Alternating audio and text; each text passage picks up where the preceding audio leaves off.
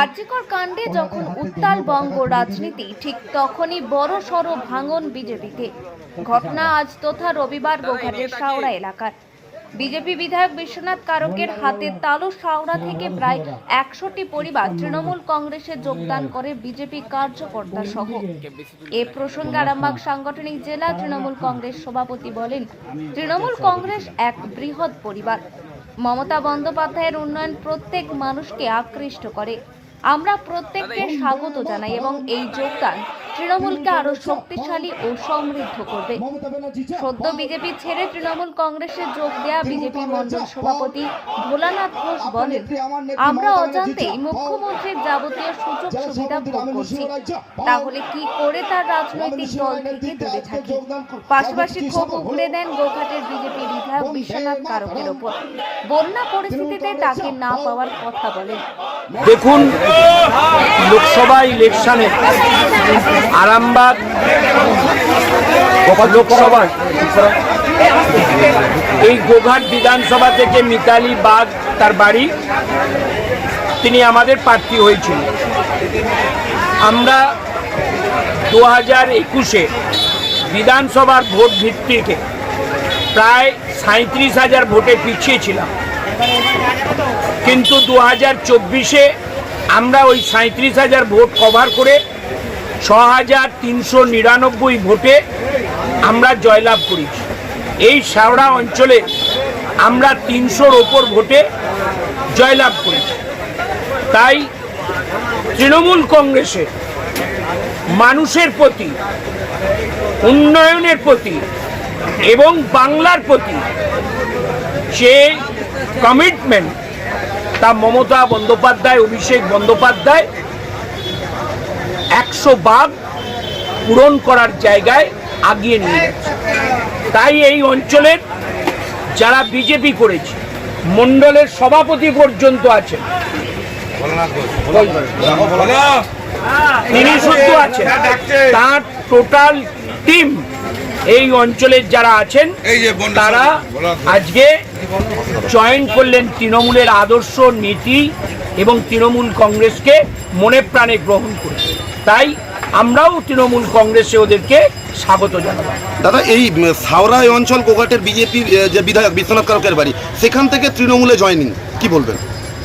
দেখুন, আমরা লোকসভার ভোটে তো শাওড়া অঞ্চল থেকে এক লিড পেয়েছি, বিধানসভাতেও লিড ছিল।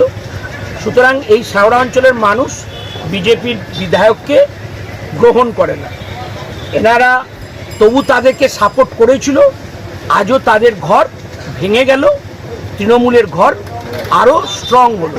তাই এদেরকে একবার আমাদের অন্তরের অন্তঃস্থলে নিলাম। এদের হাত দিয়েই এই অঞ্চলের আমাদের যারা আছে আর এরা যারা এলো নতুনভাবে, এই প্রবীণ আর নতুনেতে তৃণমূল কংগ্রেস আরও সমৃদ্ধ হবে। তৃণমূল কংগ্রেস, তৃণমূল কংগ্রেস, মমতা ব্যানার্জি, মমতা ব্যানার্জি, অভিষেক ব্যানার্জি। মণ্ডল সভাপতির দায়িত্ব সামলেছেন, হঠাৎ করে তৃণমূলে কেন হলেন? তৃণমূলে আসার একটাই কারণ, আমরা দীর্ঘদিন বাংলায় আছি। বাংলায় মমতা বন্দ্যোপাধ্যায় উন্নয়নের কাণ্ডারি। তার উন্নয়নের সমস্ত কিছু জিনিস আমরা জানতে অজান্তে ব্যবহার করছি। কেউ জানে না তার উন্নয়নে এইভাবে হচ্ছে, কিন্তু অজান্তে সে ব্যবহার করছে। কিন্তু সেটা দীর্ঘদিন আমরা ব্যবহার করেও ওনার রাজনীতি থেকে অন্য জায়গায় রাজনীতি করছে, নিজের বিবেকে প্রশ্ন হচ্ছে।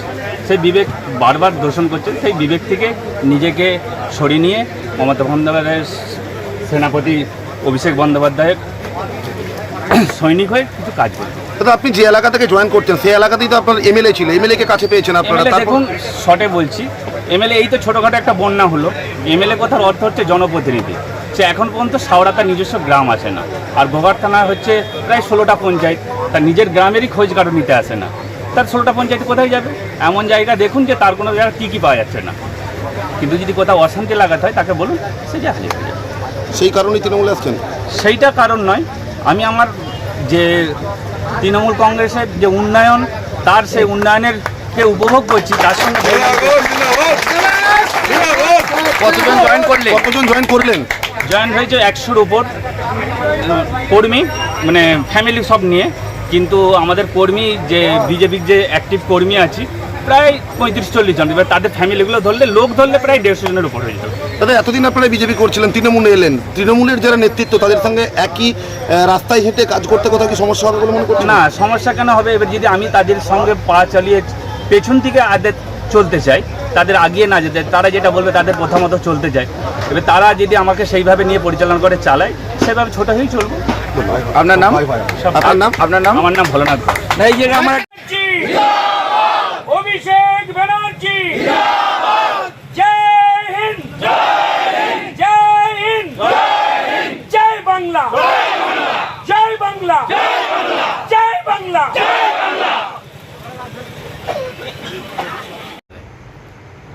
দেখুন, যিনি জয়েন হয়েছেন তৃণমূল তরফ থেকে অনেক কেস কাভারিও ছিল শুনেছি, তো সেই সব কেসের প্রতি প্রচুর চাপ এসেছিলো, এক প্রকার বাধ্য হয়েই ওকে জয়েন করতে হয়েছে। তো 100 পরিবার আপনি কি দেখেছেন? মুখে বলেছে 100 পরিবার নয়, জনগণ আমাদের সঙ্গেই আছে, সাউরার মানুষ আমাদের সঙ্গে আছে। ওখানে একটু সমস্যা আছে, বিধায়ক সমস্যা করছে, সেটা আমরা মিটিয়ে নেব।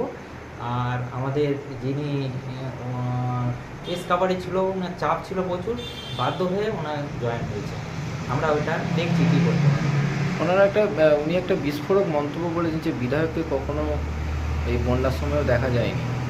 বিধায়ক নিয়ে একটু সমস্যা আছে, সেটা আমাদের এটা লুকোনোর কিছু নাই, তো আমরা বলেও ছিলাম। তো সেইটা আমাদের কিছু ভুলভ্রান্তি আছে, সেগুলো আমরা মিটিয়ে আমরা কর্মীদের সঙ্গে যোগাযোগ করছি, সেই ভুলগুলো আমরা পার্টির তরফ থেকে মিটিয়ে নেব। আপনার নাম? সিসি রায়, ডিস্ট্রিক্ট ট্রেজারার, বিজেপি, ভারতীয় জনতা পার্টি।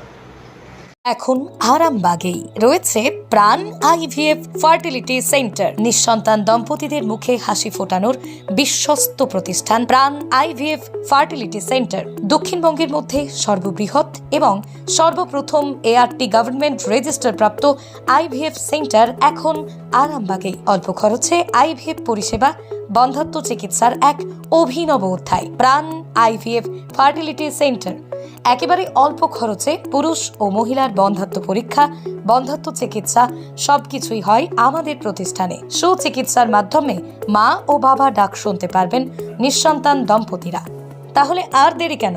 আজই যোগাযোগ করুন প্রাণ আইভিএফ ফার্টিলিটি সেন্টারে। ঠিকানা বসন্তপুর, আমতলা, 2 নম্বর রেলগেট, আরামবাগ, হুগলি। যোগাযোগ নম্বর 7865858781 অথবা যোগাযোগ করুন 7908098172 এই নম্বরে।